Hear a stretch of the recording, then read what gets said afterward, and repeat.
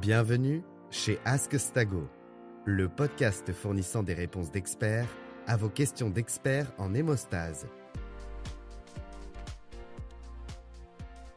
Bienvenue dans ce nouvel épisode de Ask Stago. Je suis Cécile Ourquet et j'ai le plaisir d'animer cette nouvelle émission avec Audrey Carlo. Aujourd'hui, nous allons aborder un de mes sujets préférés, souvent considéré d'ailleurs comme complexe par le laboratoire d'hémostase, le diagnostic du lupus anticoagulant. Tout à fait, Cécile. Et pour répondre à nos questions et nous donner les éléments essentiels pour conduire à un diagnostic le plus juste possible, nous accueillons aujourd'hui Claire Martin. Claire est responsable d'équipe en recherche et développement chez Stago et dirige les projets autour des tests utiles dans ce contexte. Le lupus anticoagulant n'a donc pas de secret pour elle. Bonjour Claire. Bonjour Cécile, bonjour Audrey, bonjour à tous. Merci pour cette introduction et surtout merci pour l'invitation à venir participer à ce podcast. Bonjour Claire, et comme souvent, nous allons démarrer par la question basique qui remet notre sujet dans son contexte. Qu'est-ce qu'un lupus anticoagulant ? Alors, le lupus est aussi souvent appelé LA. Il est dit anticoagulant car on le détecte d'abord par une prolongation des temps de coagulation, notamment celui du TCA, ce qui peut finalement faire penser à une tendance hémorragique alors que cliniquement, il s'agit bien d'un désordre procoagulant. C'est donc le paradoxe étymologique du lupus anticoagulant. Et en effet, le lupus anticoagulant est un des marqueurs de laboratoire pour le diagnostic du syndrome des antiphospholipides, qui est associé à certains troubles de l'hémostase, des troubles thrombotiques vasculaires ou encore des problématiques associées à des fausses couches à répétition. Oui, tu as raison André. Le LA n'est qu'un chapitre de l'histoire du syndrome des antiphospholipides, ou SAPL. Les critères de classification du SAPL ont été établis lors de la conférence de consensus de Sapporo et révisés à Sydney en 2006. Et le SAPL a alors été défini comme un syndrome à la fois clinique et biologique. Pour parvenir au diagnostic complet de syndrome, il faut confirmer la présence conjointe d'au moins une manifestation clinique et un marqueur de laboratoire. Les manifestations cliniques se répartissent en deux grandes catégories, la thrombose vasculaire et la morbidité de la grossesse, même si ce ne sont pas les seules manifestations. Et tu parles ici de morbidité gestationnelle. En fait, on entend ici toutes les morts fétales inexpliquées après la 10e semaine de grossesse ou 12e semaine d'aménorrhée, et de fausses couches inexpliquées à peu près au même âge de gestationnel ou encore de certaines naissances très prématurées.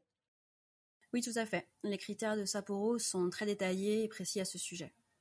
Ensuite, concernant les critères de laboratoire pour établir le diagnostic du SAPL, le laboratoire doit rechercher un anticoagulant circulant de type lupique et la présence d'anticorps antiphospholipides parmi les anticardiolipines et les anti-bêta-2-GP1. Le nombre de tests positifs, que ce soit simple, double ou triple positivité, permet de stratifier davantage le risque thrombotique associé au SAPL. Et il est d'ailleurs reconnu que les patients qui sont positifs pour les 3 critères, qu'on appelle donc triple positifs, sont à haut risque de thrombose et de récidive. Et si je me souviens bien, comme ces tests peuvent être positifs de façon transitoire, par exemple à la phase aiguë d'une thrombose, dans certains syndromes inflammatoires ou encore du fait de certains traitements médicamenteux, il est toujours souhaitable de confirmer le résultat sur un second prélèvement réalisé au moins avec 12 semaines d'écart au premier test. Tout à fait, Cécile. Tes souvenirs de tes années sur le terrain sont justes.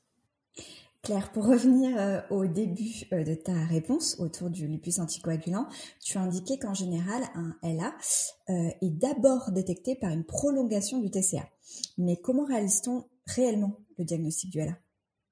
Alors, il existe plusieurs recommandations ou guidelines qui décrivent le diagnostic du LA et du SAPL plus généralement. Pour citer les deux principaux, nous avons par exemple le guide CLSI H60A3 et les recommandations de l'ISTH qui ont été récemment mises à jour avec Catherine De Vries en premier auteur. Et bien sûr, toutes les recommandations sont valides aujourd'hui, mais le guide ISTH est peut-être le plus simple à mettre en pratique, tout en restant parfaitement juste pour le laboratoire. Et Claire, tu dis que toutes ces recommandations sont valides, bien sûr, mais elles ont sans doute des différences. Est-ce qu'on pourrait, par contre, insister sur leurs points communs ? Parce que j'imagine quand même qu'il y a des points communs. Oui, tout à fait. Alors, en premier lieu, toutes les recommandations sont unanimes en demandant clairement l'utilisation de 2 voies indépendantes dans la détermination du LA, une voie qu'on appelle du TCA et une voie dite du DRVV. Et de plus, toutes les recommandations ont les 3 tests de screening, de confirmation et de mélange sur chacune de ces 2 voies. Et cette étape de mélange, c'est quand l'échantillon plasmatique du patient est mélangé volume à volume avec un pool de plasma normal, c'est ça ? Oui, exactement. Et donc, maintenant que nous connaissons leurs points communs, quelles sont les différences principales entre les différentes recommandations autour du diagnostic du lupus anticoagulant ? La principale différence est celle de l'ordre de réalisation des tests.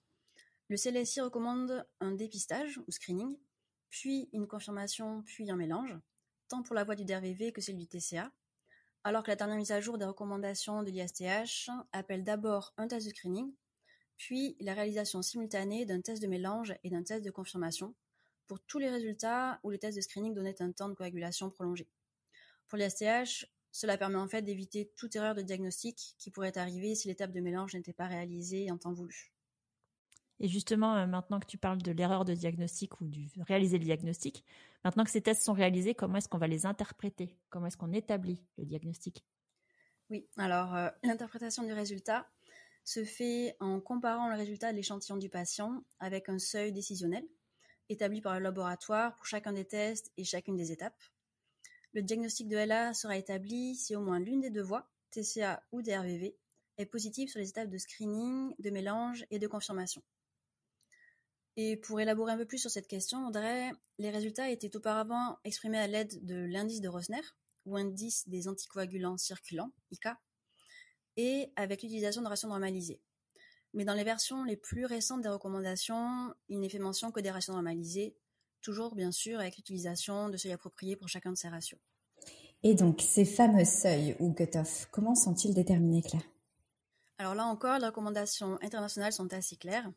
Et il existe également un certain nombre d'articles scientifiques récents sur ce sujet. Tout d'abord, un point essentiel, il ne faut pas utiliser un seuil établi dans un autre centre, où les conditions préanalytiques ou analytiques sont probablement différentes de celles du laboratoire.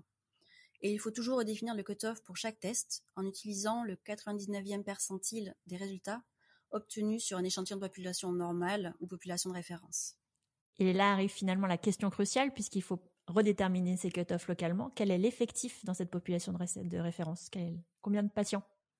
Ouais. Alors, il est en fait recommandé de travailler avec 120 individus, mais ce n'est pas toujours facile à organiser pour les laboratoires, surtout s'il faut redéfinir le seuil à chaque nouveau lot de réactifs, comme le souhaite l'ISTH. Donc, l'alternative, c'est d'appliquer le principe de transférence, qui est décrit dans le CLSI C28A3C. Et dans ce cas, il s'agit de vérifier avec 20 à 40 individus sains que le seuil fourni par le fabricant de réactifs est juste et qu'il peut donc s'appliquer à votre laboratoire. Et pour revenir au sujet du pool normal de plasma utilisé pour l'étape de mélange, la dernière version des recommandations ISTH et l'enquête correspondante qu'avait organisée le sous-comité indiquent qu'un minimum de 40 individus normaux avec une parité homme-femme exacte semble un effectif raisonnable pour avoir un pool dit normal. Mais là aussi, ce n'est pas toujours facile pour un laboratoire de constituer un pool en volume suffisant sur le long terme. C'est pourquoi certains laboratoires utilisent des pools commerciaux, qu'ils soient congelés ou lyophilisés. C'est vrai, merci Cécile de nous rappeler ces alternatives. Claire, merci beaucoup d'avoir répondu à nos questions aujourd'hui. Quel serait le message que tu souhaiterais que nos auditeurs retiennent de notre podcast? Sans doute que le bilan lipique et le diagnostic du syndrome des antiphospholipides sont des domaines où les informations évoluent encore rapidement de nos jours, avec de nouvelles découvertes ou ajustements réguliers des recommandations, pour que celles-ci soient moins ambiguës et plus faciles d'interprétation. Et si parfois le laboratoire peut avoir des difficultés à bien les comprendre ou à les mettre en pratique, les fournisseurs et fabricants d'outils diagnostiques en coagulation ont un rôle à jouer pour avoir des tests et des solutions adaptées. Et l'identification précise et adéquate des LA est bien l'affaire de tous. Merci Claire pour cette conclusion. Il est temps pour nous de terminer cet épisode et comme d'habitude, vous trouverez les références bibliographies utiles dans la barre de description du podcast. N'hésitez pas à nous contacter à ask@stago.com pour challenger notre équipe et proposer le prochain sujet. Merci à tous pour votre écoute. La suite au prochain épisode. Merci pour votre écoute. Ce podcast vous est proposé par Diagnostic Astago.